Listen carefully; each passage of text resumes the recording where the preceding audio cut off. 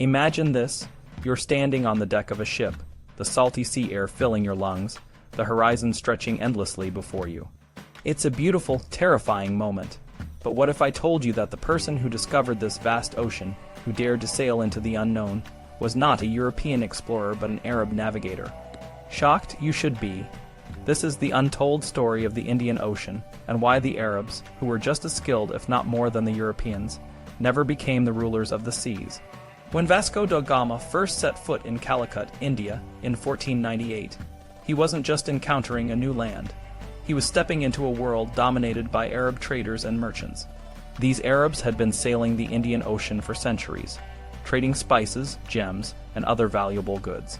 They were so well established that when Gama arrived, the local ruler, the Samuri of Calicut, was insulted by the meager presents Gama brought. The Samuri couldn't understand why these European strangers, who claimed to be rich, had brought so little to offer.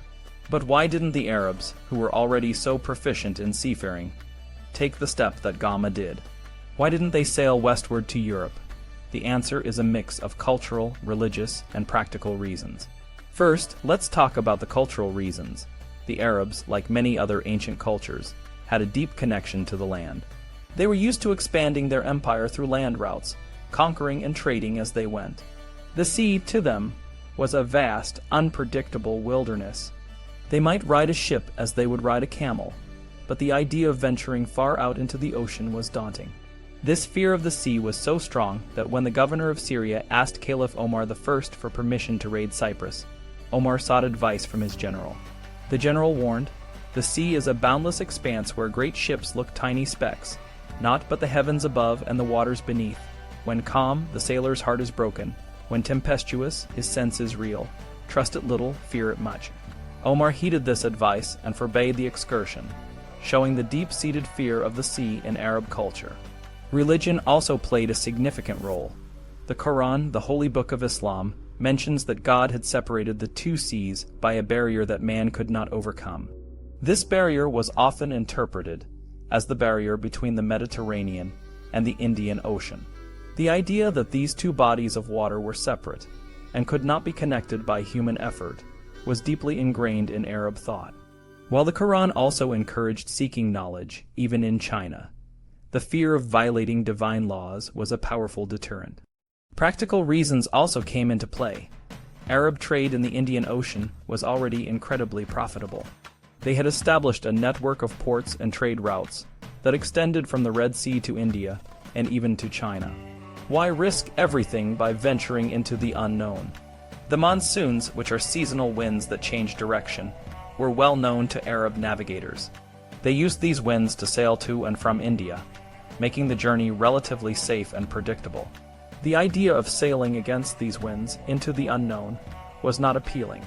Moreover, the Arab world was a vast and diverse empire. They had more pressing concerns, such as managing their land-based territories and dealing with internal conflicts.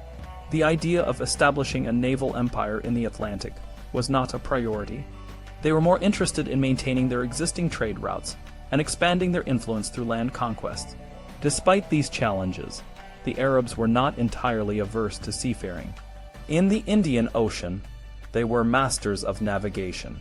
Ibn Majid, a famous Arab navigator, was known as the Lion of the Sea in Fury. He wrote numerous works on navigation, including the Kitab al-Fawaid, a comprehensive guide to sailing in the Red Sea and the Indian Ocean. Even today, some of his works are considered invaluable for navigating certain areas of the Indian Ocean.